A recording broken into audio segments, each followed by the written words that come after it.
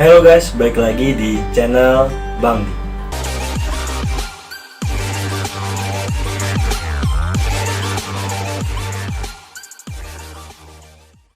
Jadi kali ini gua bakal review perjalanan gua menuju puncak Gunung Pesagi. Ya, gua bakal ala-ala review puncak Gunung Pesagi yang tingginya kurang lebih 2262 mdpl.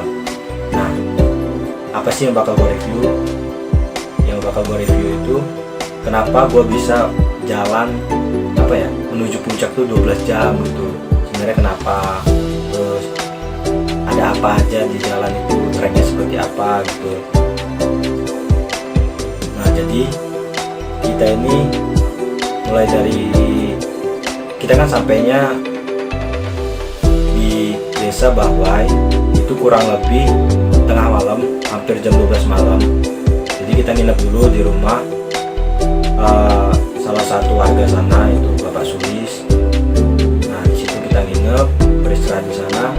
Pas malam itu tidur udah tengah malam, pagi-pagi udah harus bangun, prepare lagi kan, packing ulang lagi segala macam. Jam 9, ingat bener itu jam 9 atau jam 9 kurang kami berangkat dari Desa Bahwai ke puncak. Nah, harusnya kita itu dari Desa Bahwai itu kan kita dari desa menuju Pintu Rimba. Nah, harusnya dari Desa Bahwai itu ke Pintu Rimba hanya memakan waktu 1 jam. Tapi di situ estimasi yang 1 jam tadi nggak berlaku buat kami. Kami dari desa itu ke Pintu Rimba itu kurang lebih hampir 2 jam malahan. Nah, itu udah bisa 2 kali lipatnya kan. Nyampe dari Pintu Rimba itu kita harus menuju ke shelter 1. Nah, harusnya kita jalan menuju shelter 1 itu tidak terlalu lama. Berhubung kami ini nggak tahu kan estimasi waktu dari Pintu Rimba ke shelter 1 itu seberapa jauh. Jadi kami nggak mengatur tempo yang pertama. Selanjutnya kebanyakan istirahat, kami pikir dekat gitu kan, ternyata jauh, udah kebanyakan istirahat. Nah, di situ setelah kita nyampe di shelter 1, waktu sudah cukup siang gitu, hampir jam 2 kalau nggak salah, jam 2 apa setengah 2 gitu. Jadi cukup lama sekali kan, dari Pintu Rimba ke shelter 1 tuh kita nyampe nya setengah 2, hampir jam 2.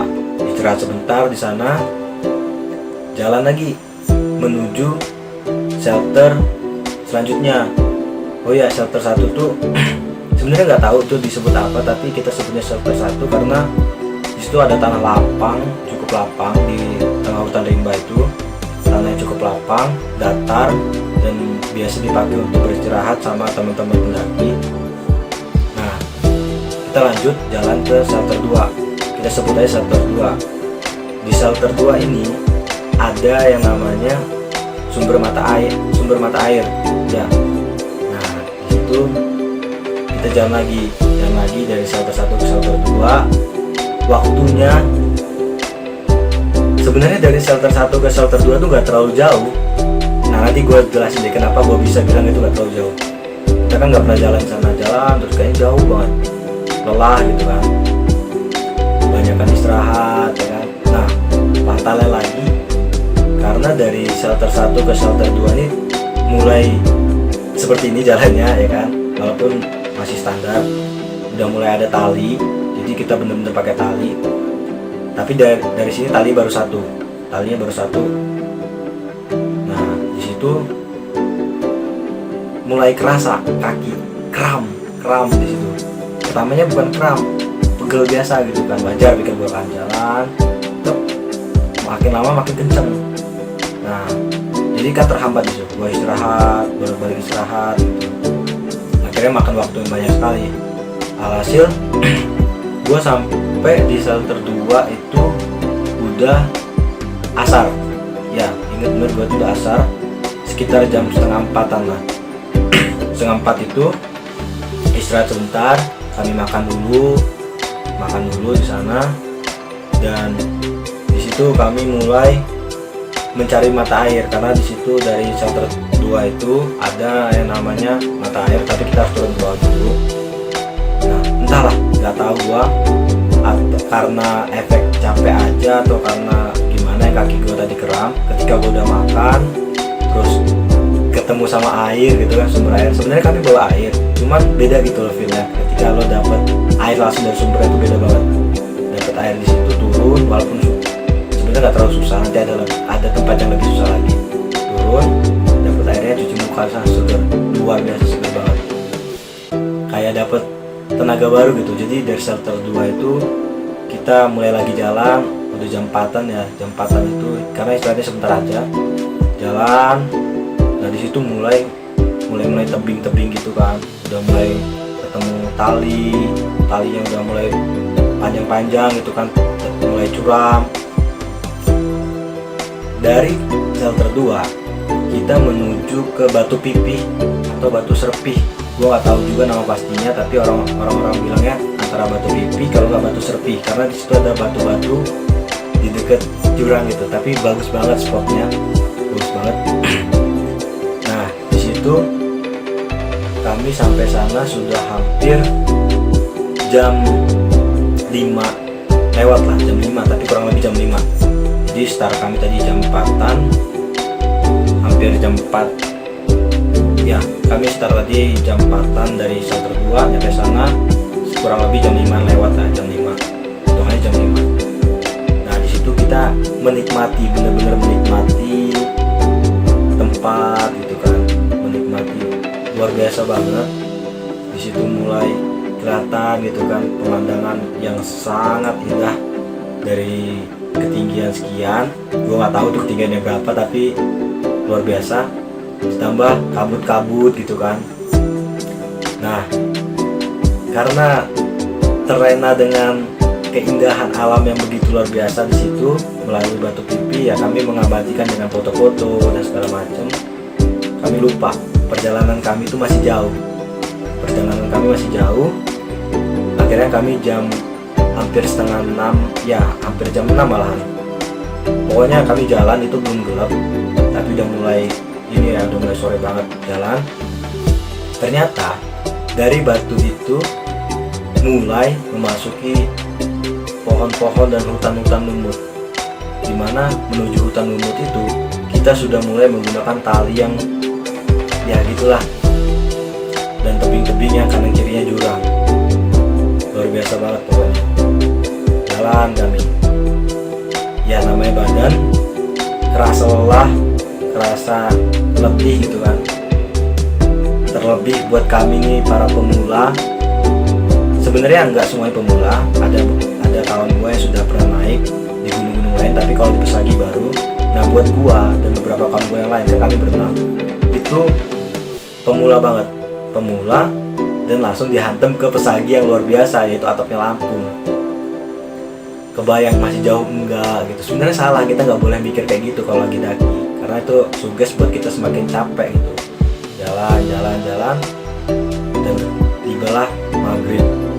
Dan maghrib itu kami masih jauh ternyata. Kami maghrib di jalan, kami tidak membawa headlamp, tapi membawa senter biasa yang seperti yang dipegang itulah. Dan itu kan sangat sulit sekali gitu. Senter kami berenam, senter cuma ada 3 dan waktu semakin gelap. Sebenarnya masih bisa candle. Jalan kami memasuki hutan lumut dan itu udah mulai gelap banget. Sekarang logikanya gini aja, ketika di sore hari itu aja udah gelap banget karena ketutupan pohon, apalagi malam gitu kan. Ditambah ketika kita udah nyampe Batu Pipi itu atau Batu Serpih itu udah mulai gerimis. Nah sudah treknya udah mulai tanjakan, licin, dan hutan itu walaupun nggak hujan juga kan licin ya, berembun gitu kan, udah mulai tinggi. Tambah lagi kesulitan kami, mulai gerimis gitu kan, masuk hutan lumut. Hari makin gelap, kami istirahat sejenak karena udah maghrib waktu itu. Antara yakin gak yakin gue lanjut, tapi kawan gue, ayo lanjut, pokoknya lanjut. Yaudah lanjut, optimis aja, kita udah sampai sini gitu kan. Lagian kalau kita turun bahaya malam juga karena turunan, karena kiri tebing jurang. Kita lanjut. Setelah ketemu sama seseorang, bukan seseorang, 3 orang, dimana kami antara dapat sinyal yang positif atau dapat sinyal yang kurang ini. Karena tadinya kami pikir dapat sinyal positif karena minimal dapat tambahan penerangan, minimal dapat orang baru untuk arahin ke sana gitu kan, karena udah gelap banget. Ternyata orang yang kita temuin ini dia adalah orang yang tersesat. Nah, jadi ceritanya mereka berlima. Nah, yang 2 di depan, yang 3 nih ketinggalan. Jadi cerita dia sudah sampai mana, dia udah muter-muter, udah hampir sejam lebih, pokoknya udah cukup lama dia muter-muter. Akhirnya dia udah nyerah, dia berhenti di hutan lumut. Dan patah lagi, dia gak bawa lampu, gak bawa minum, bukan gak bawa minum tapi udah kehabisan. Gimana ya, intinya sebagai seseorang yang sama-sama baru nanjak, dia juga baru nanjak di situ, gua pribadi panik. Astaga, apakah kita harus sejenak berhenti dulu bermalam di sini, besok pagi baru jalan atau gimana gitu. Akhirnya setelah kita diskusi, ya tadi ya yang kata gue tadi, kita berenam aja, penerangan itu udah minim banget gitu kan, ditambah orang 9. Udah gimana pun caranya kita optimis aja, kita apapun yang terjadi kita bismillah aja, yakin aja pada Yang Maha Kuasa kita bakal sampai. Jalan kita, dan ya, itulah ada hal yang terjadi lagi gitu, nggak sampai di situ karena penerangannya kurang. Alhasil ada yang masuk lubang, karena kan itu kan banyak akar-akar gitu kan, ada yang masuk lubang, ada yang kesandu, ada yang jatuh karena hujan licin kan, licin juga gerimis. Ditambah lagi oksigen yang menipis, suhu yang makin menurun ya kan, suhu yang makin menurun, terus gitulah pokoknya. Ditambah badan kelelahan, semua itu makin menjadi satu gitu, makin menjadi satu. Tapi ya karena tekad kita udah bulat, gua juga berpikir ayo kita udah sampai di sini, dan teman-teman juga saling menyemangati. Ingat kita bersama-sama gitu, itulah bersama-sama. Akhirnya kita optimis jalan-jalan, istirahat sejenak di suatu tempat. Kita tuh udah karena kelelahan ya tadi, kalau kata gua sih basing-basing terlentang lah, tidur di mana-mana gitu, tidur sebentar, minum segala macam, minum kita tinggal dikit gitu, berangkat dan alhasil dengan segala upaya, dengan izin Allah, akhirnya kita sampai di puncak Gunung Pesagi pukul 9 malam. Nah, jadi kita nyampe situ pukul 9 dan segera pasang tenda dan lain-lain lah pokoknya lah di situ kan, intinya sampai situ. Nah, udah sampai situ ganti baju, kita masak gitu kan, segala macam. Yang tadinya kita niatnya mau menikmati malam, karena sudah kelelahan, istirahat, karena kita tidur.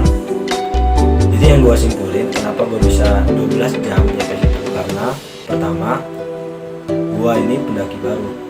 Sebenarnya mau pendaki baru atau enggak, fisik itu harus tetap dipersiapin selain logistik. Jadi minimal olahraga, lari dan lain-lain ya kan, persiapan banget. Nah, berhubung gue ini mendadak, ini gak ada persiapan fisik.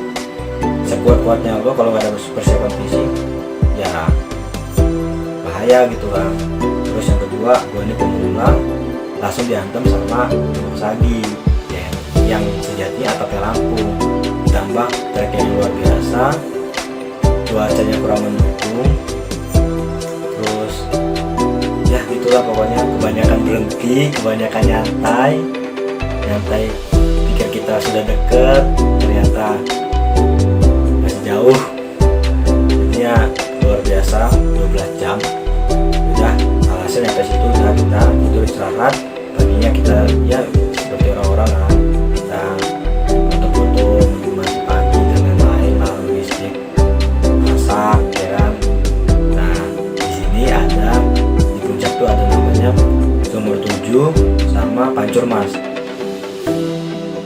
Kalau menuju Sumber 7 itu sebenarnya dekat searah dengan Pancermas, tapi lebih dekat Sumber 7 yang ekstrim banget 90 derajat, kurang lebih 90 derajat. Tapi kalau Sumber 7 masih dekat. Berhubung Sumber 7 itu area kosong, jadi kita ke Pancermas. Nah, Pancermas itu sumber air seperti di shelter 1, tapi lebih banyak airnya, lebih deras, lebih segar gitu. Turun. Nah, gue pesan sih kalau misalnya kalian turun ke Pancermas, jangan bawa botol tanggung, karena sayang banget kalau kalian cuma bawa 2 botol, 3 botol, turunnya udah jauh, ngambil air cuma 3 botol, naik habis sama kalian sendiri. Karena treknya luar biasa, nanti kalian bisa cek sendiri di video gue sebelumnya. Sampai sana mandi segala macam, seger banget dah pokoknya. Kebayar banget capeknya gua, capek teman-teman, kebayar banget mandi di sana tuh dingin banget kayak mandi es. Kalau menurut gua ya kayak mandi es, tapi badan tuh pegel-pegel tuh langsung hilang kayak tapi terapi gitu. Udah hasil udah sampai atas, udah siap foto-foto lah, nggak yang dokumentasi segala macam. Prepare balik lagi jam 11 kurang ya, itulah pokoknya jam 11 kurang. Sebenarnya banyak kegiatan kami di sana, ngobrol-ngobrol lah sama-sama orang pendaki yang baru, pendaki yang lama, pendaki yang baru, cerita-cerita banyak, tapi kita singkat aja. Nah, tadi kan di awal gue bilang sebenarnya kita waktunya bisa lebih dekat, nah, daripada waktu yang kita nanjak. Kalau turun itu kan posisi turun, kalau nanjak kan nanjak itu bawa beban ke belakang ini, kalau turun kan beban mulai berkurang, kita udah paham treknya dan juga turunan. Jadi kita bisa memperkirakan ketika kita sampai di sini, jadi kita dekat lagi nyampe sana, jadi kita ada semangat. Yang tadinya gue nanjak 12 jam, turun itu kurang lebih 8 sampai 9 jam lupa, tapi kurang lebih sampai situ. Dari jam 11 kurang sampai jam 6 lewat, ya gitu pokoknya. Dan bener, jadi ada hal yang lucu gitu ketika gue nanjak tadinya ketemu orang kan gue bodoh banget nanya, masih jauh nggak? Nggak, 5 menit lagi. Jadi bener, tadinya gue kesel ketika mereka bilang ya ampun gue dibohongin, kata 5 menit lagi udah nyampe. Ternyata bener, ketika lo turun jadi pas-pasan nih, ketika lo nanjak orang turun, ketika lo nanjak ini waktunya lebih banyak daripada ketika lo turun. Jadi bener kalau mereka bilang 5 menit lagi nyampe, bener, gue akuin bener, karena dia udah paham treknya. Nah intinya buat kalian kalau mau nanjak kemanapun itu, serendah-rendahnya juga tetap persiapan fisik, logistik harus mantap. Ya nggak perlu mantap-mantap banget sih, nggak perlu mewah-mewah banget, yang penting fisiknya memadai. Dan pesen gua jangan kebanyakan makan mie, minimal kalian tuh makan nasi. Walaupun gue makan nasi sama nugget doang nggak apa-apa, mau nasi sama telur doang nggak apa-apa, yang penting ada nasi karena tenaga kalian dibutuhin cukup besar. Dan terakhir, Pesagi itu keindahannya tidak sepenuhnya ada di puncak. Bonus-bonus yang luar biasa akan lo dapat ketika lo perjalanan menuju puncak. Dari kaki menuju puncak itu adalah bonus yang luar biasa, mulai dari trek, pemandangan, dan lain-lain. Jadi cobain ke Pesagi. First impression buat gua, Pesagi itu mantap, dan gua insya Allah gak kapok ke sana. Semoga ada kesempatan lagi bisa ke sana atau ke gunung-gunung yang lainnya. Oke, jadi intinya gue nggak bakal seceroboh seperti yang kemarin. Gue bakal prepare kalau memang ada kesempatan, ada niat lagi ke sana, mulai dari kesehatan dan lain-lain lah, karena gue nggak mau nyusahin orang lain di sana. Karena kan orang, ibaratnya kita bawa badan sendiri aja udah kewalahan, apalagi ngurusin orang lain gitu. Tapi ya sama pendaki ya harus saling tolong menolong sebenarnya. Tapi ya kita juga harus mikirin orang lain, jangan mau enak aja gitu. Pokoknya itulah, ngerti sendiri lo lah. Jangan lupa kalau lo suka